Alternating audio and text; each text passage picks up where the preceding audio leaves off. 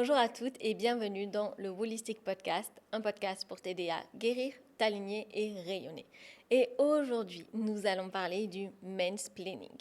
Je m'explique. Si vous ne connaissez pas ce terme, je pense que en tant que femme, on a toutes vécu ce moment où quelqu'un, souvent un homme, nous apprend la vie et nous fait peut-être potentiellement douter de nous-mêmes ou douter des connaissances que nous avons.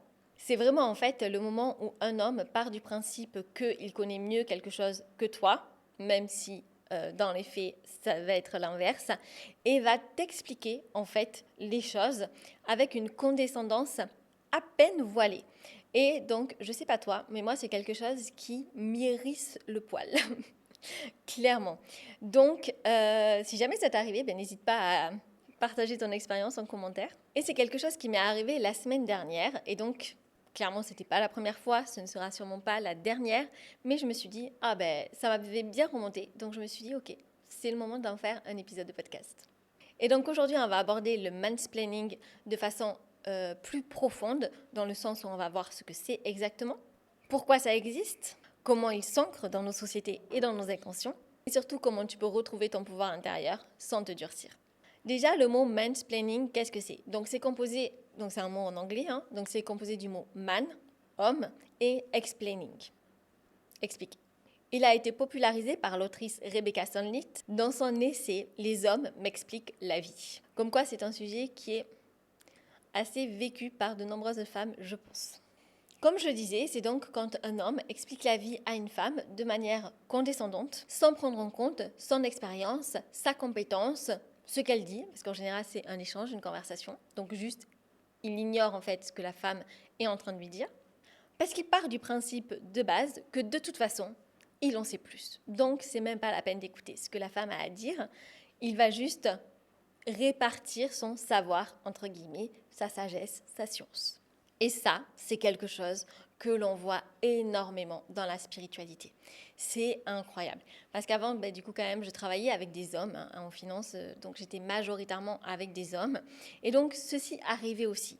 Mais c'est quand j'ai commencé à fréquenter des personnes dans la spiritualité que là, je me suis vraiment rendu compte que c'était la majorité des hommes, en tout cas des hommes que j'ai rencontrés, qui sont dans la spiritualité, qui font ce mansplaining, qui expliquent la vie.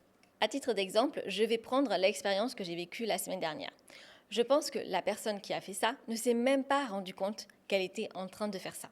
Parce que tellement c'est ancré, en fait, je pense.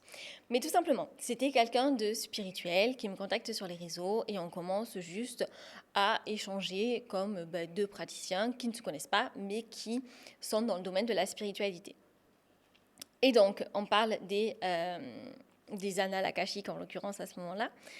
Et donc, je parlais de ça parce que, en ce moment, je me connecte pas mal aux annales akashiques. Je le fais étape par étape, de me libérer des traumas transgénérationnels, etc. Donc, forcément, je demande beaucoup d'informations à mes guides et aux annales akashiques. Et donc, parfois, dans ce chemin de se libérer des traumas transgénérationnels, on peut voir dans les annales akashiques des choses qui sont potentiellement difficile à revoir ou difficile à voir, parce que l'âme se souvient, mais pas forcément nous, difficile à revivre, en fait. Voilà, c'est des choses qui sont parfois difficiles.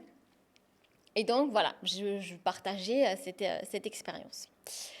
Donc, petit aparté, pour les personnes qui ne savent pas ce que sont les annales akashiques, je vous rassure, c'est tout à fait normal. Les annales akashiques, il faut voir ça comme une grande bibliothèque où toutes les connaissances, toutes les expériences de chaque âme, donc de la vôtre, de la mienne, de toutes les âmes, et voilà, il va y avoir l'histoire, en fait, toutes les expériences que chaque âme a vécues. Et donc, se connecter en fait aux annales akashiques, voir ce que notre âme a vécu peut nous donner des indications pour notre vie aujourd'hui sur cette terre, dans le sens où ça peut nous indiquer notre mission de vie. Ça peut nous indiquer les relations karmiques ou pas que nous avons dans notre vie. Ça peut nous indiquer, par exemple, les problèmes de santé ou les peurs. Voilà, moi c'était ça aussi que j'avais, des peurs irrationnelles avec des choses qui ne me sont jamais arrivées dans cette vie et je ne comprenais pas d'où ça venait. Et donc j'essayais de lutter en fait contre cette peur dans cette vie en faisant plein de choses, en me forçant en fait à faire des choses qui me faisaient peur. Jusqu'à ce que, en fait, quand je me connecte aux annales akashiques, je me suis rendu compte que, en fait, c'est dans une des vies passées où j'étais morte de cette façon. Et donc, c'est la raison pour laquelle j'avais une peur panique, par exemple, de l'eau. Et moi, dans cette vie-là, je me forçais à faire du kitesurf, du surf, à passer du temps dans l'eau, alors que je n'avais pas réglé, en fait, et compris, en fait, l'origine de cette peur. Donc, voilà, tout ça pour vous dire que, en fait, les expériences passées de votre âme peuvent impacter votre vie aujourd'hui, parce que ça peut être à l'origine de certaines peurs, de certains traumas ou de certaines décisions que vous prenez. Et donc, pour revenir à mon exemple, on parlait des annales akashiques. Et donc, la personne, en l'occurrence, m'a dit « Ah oui, alors les annales akashiques, c'est ça, c'est ça, c'est ça, ça. » Il m'explique. Et je lui dis « Oui, en fait, je sais ce que c'est les annales akashiques, vu que j'étais en train de te dire que je me connectais aux annales akashiques et je te partageais mon expérience. » Voilà, parce qu'il fait ça aussi. Et il me dit « Ah oui, du coup, pour te connecter aux annales akashiques, il faut faire ci, il faut faire ça. » Et j'étais là « Oui, je sais, je le fais déjà. » Et il continue à me dire « Ah oui, tu dois le faire mal, alors il faut faire ça, etc. » Alors que je n'ai jamais sous-entendu que je le faisais mal ou quoi que ce soit. Juste, je partageais mon expérience de ce que je vivais dans les annales akashiques et sur quoi j'étais en train de travailler en ce moment. Voilà, donc il est parti de l'hypothèse, première hypothèse, que j'étais ignorante, dans le sens où, pas d'un point de vue négatif, mais que je ne connaissais pas les annales akashiques, alors que je lui avais exprimé clairement que je connaissais le sujet. Ensuite, il partait du principe que je ne savais pas comment les utiliser, encore une fois, alors que je lui avais dit que oui. Et ensuite, il partait du principe que ce que je faisais, c'était mal. Et je ne le faisais pas bien. Ok, donc voilà, cette conversation m'a un petit peu hérissé le poil parce que en fait, ça donne le sentiment que à chaque fois, à chaque phrase que nous sort l'homme en question, on est obligé de se justifier et de se dire ah non mais si mais je connais aussi ou je connais ça, etc. Et on est tout le temps, en fait, on a ce sentiment qu'on est obligé de se justifier et de ne pas être entendu, de ne pas être écouté et d'être dévalorisé en fait. Et donc c'est quelque chose qui m'a énervée sur le moment. Et du coup j'étais contente que cette personne soit juste via les réseaux sociaux et de ne pas être confrontée à elle parce que voilà, là j'avais juste à arrêter de répondre et c'était terminé quoi.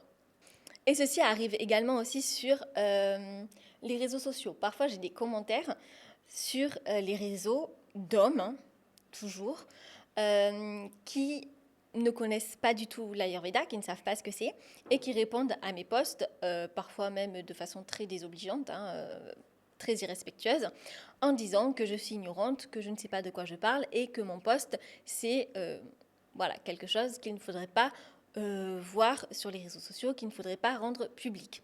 Notamment quand je partage des listes d'aliments pour le dosha pitta ou quoi que ce soit. Voilà. Et donc, cette personne ne connaît pas le sujet que je suis en train de traiter, mais directement se positionne en... parce qu'il y en a même qui me disent qu'ils lisent des études et que les études disent que j'ai tort. Alors déjà, quelles études? Parce que justement, si la personne lisait les études, il verrait que ce n'est pas le cas. Donc voilà, c'est même... quelqu'un qui n'a pas la connaissance, un homme qui n'a pas la connaissance va quand même venir juger la connaissance d'une femme pour venir la dévaloriser. Ça peut aussi arriver à toutes les femmes quand vous vous sentez pas bien, triste ou quoi que ce soit, et qu'un homme va venir en fait dévaloriser ce que vous ressentez en vous disant « Oh, ça va, c'est dans ta tête. Oh, ça va, tu exagères. » Et donc ceci, c'est pas seulement agaçant, mais c'est surtout une forme subtile de domination symbolique. Et le problème, c'est qu'en tant que femme, on a tendance à intérioriser cette posture. On va douter de nous-mêmes et on va potentiellement minimiser notre voix. Et donc c'est la raison aussi pour laquelle aujourd'hui j'explique ce mode de fonctionnement, pour que quand ça vous arrive, vous en ayez conscience et que vous ne tombez pas en fait dans cette relation, dans ce cercle en fait vicieux un petit peu, que la personne qui vous explique la vie vous force, dans laquelle la personne, l'homme qui vous explique la vie, vous force à rentrer. Voilà, et que vous prenez la place dans cette relation de l'ignorante, alors que ce n'est pas le cas. Mais alors, pourquoi ça existe? Le mansplaining, ce n'est pas une question d'ego masculin. C'est le résultat d'un système patriarcal bien ancré, où la parole masculine a longtemps été perçue comme plus légitime, plus rationnelle et plus objective. Parce que pendant des siècles, les femmes n'avaient pas accès à l'éducation, leur savoir a été décrédibilisé, voire persécuté, notamment par exemple les guérisseuses que l'on a associées aux sorcières et que du coup on brûlait. alors que c'était juste des femmes qui utilisaient les plantes, qui utilisaient leur intuition, les émotions. Basiquement, c'est ce qu'on fait aujourd'hui quand on fait du chakra healing ou du développement personnel. Et les femmes, on les a aussi associées à l'émotionnel, au corps et à l'instinct, et donc à l'irrationalité. Résultat, cette hiérarchie du savoir est restée dans les mentalités. Et même aujourd'hui, inconsciemment, certaines femmes s'excusent de parler, de s'exprimer, d'avoir une opinion. Certaines vont même se censurer ou encore chercher la validation de l'homme pour soutenir un discours, une idée. Et c'est alors là que ça devient intéressant. Parce que le vrai travail, ce n'est pas de juste lutter contre le mansplaining extérieur, mais de repérer le mansplaining intérieur. Car oui, on a tout en nous un mansplaining intérieur. Je m'explique. C'est cette petite voix interne qui te dit « Tu n'es pas suffisamment experte pour pouvoir parler de ce sujet. Tu n'en sais pas assez pour pouvoir t'exprimer. Tu devrais être plus logique, plus rationnelle, moins intuitive, moins émotionnelle. » Et donc, c'est cette part en toi qui est construite par la société, qui doute de ton intuition, de ton ressenti, de ton savoir, corporel et émotionnel. On le voit d'ailleurs aujourd'hui, comme les femmes banalisent leurs symptômes. Elles vont se dire « Oh, mais moi, c'est pas plus pire qu'une autre, au contraire. Oh, moi, ça va, c'est pas très grave, ou ci, ou ça. » Ça, je le vois beaucoup. Les femmes minimisent beaucoup leurs symptômes, leurs ressentis, leurs émotions. Et donc, le vrai pouvoir, c'est de pouvoir réconcilier ton féminin et ton masculin intérieur, ton yin et ton yang. Le féminin, c'est la réception, l'intuition, l'énergie du cœur. Le masculin, ça va être l'action, la structure, la rigueur. Mais quand ton masculin intérieur domine ton féminin intérieur, tu vas perdre ton intuition. Alors que quand les deux coopèrent, c'est là où on devient en tant que femme beaucoup plus magnétique, que l'on ose s'exprimer, que l'on ose exprimer nos idées, que l'on ose prendre la place que l'on veut prendre. C'est un truc tout bête par exemple, mais rien que la place que la femme occupe, on le voit juste dans le métro. Les femmes, quand elles sont assises dans le métro, les mecs sont assis, les jambes grand écart, là, je ne sais pas pourquoi, ils prennent 2 fauteuils, et les femmes, on est assises sur le fauteuil, les jambes croisées, à essayer de prendre le moins de place possible. Voilà, et ça représente vraiment visuellement ce qui se passe en fait à l'intérieur de nous-mêmes. On essaie de ne pas prendre beaucoup trop de place, on essaie de ne pas envahir l'espace des autres, on essaie de ne pas trop attirer l'attention sur nous. Alors aujourd'hui, comment on peut reprendre notre pouvoir ? D'abord, revalorise ton savoir intuitif. Ton corps, tes émotions, ton intuition sont des formes d'intelligence. L'Ayurveda, la médecine chinoise, l'hermétisme, le Reiki, toutes ces traditions reposent sur les sagesses du corps. Ensuite, parle, exprime-toi, même si c'est imparfait. Le perfectionnisme, c'est un outil du patriarcat. Tu n'as pas besoin d'avoir tout lu, tu n'as pas besoin d'être experte dans un domaine, tu n'as pas besoin d'avoir fait valider tes propos par quelqu'un d'autre pour pouvoir t'exprimer. Parle depuis ton vécu, ton expérience, et ça, c'est déjà suffisamment légitime. Entoure-toi d'autres femmes également, des femmes avec qui tu peux partager sans te faire juger, où ta voix va compter. Ensuite, observe ton énergie masculine intérieure. Demande-toi, est-ce que je m'autorise à recevoir, à être, à ne pas tout expliquer, à ne pas tout rationaliser. Puis rééduque ton système nerveux. Parce que oui, quand on se sent rabaissé, le corps réagit. Serrement de gorge, cœur serré, et si c'est quotidien, inflammation chronique. Ramène alors ton système dans la sécurité. Respiration, ancrage, mouvement, méditation, reconnexion à soi, yoga, breathwork, peu importe les pratiques qui résonnent en toi, ramène l'énergie vers toi. Pour conclure, le mansplaining, c'est plus qu'une attitude agaçante, c'est vraiment un miroir. Un miroir de la place du féminin en nous, mais aussi dans la société. Mais bonne nouvelle, tu n'as pas besoin de crier plus fort pour exister. Tu as juste besoin de te recentrer, de reprendre ta place intérieure, celle où ta voix, ton corps, ton intuition ont autant de valeur que ta raison. Parce qu'être entendu, ce n'est pas convaincre, c'est vibrer juste.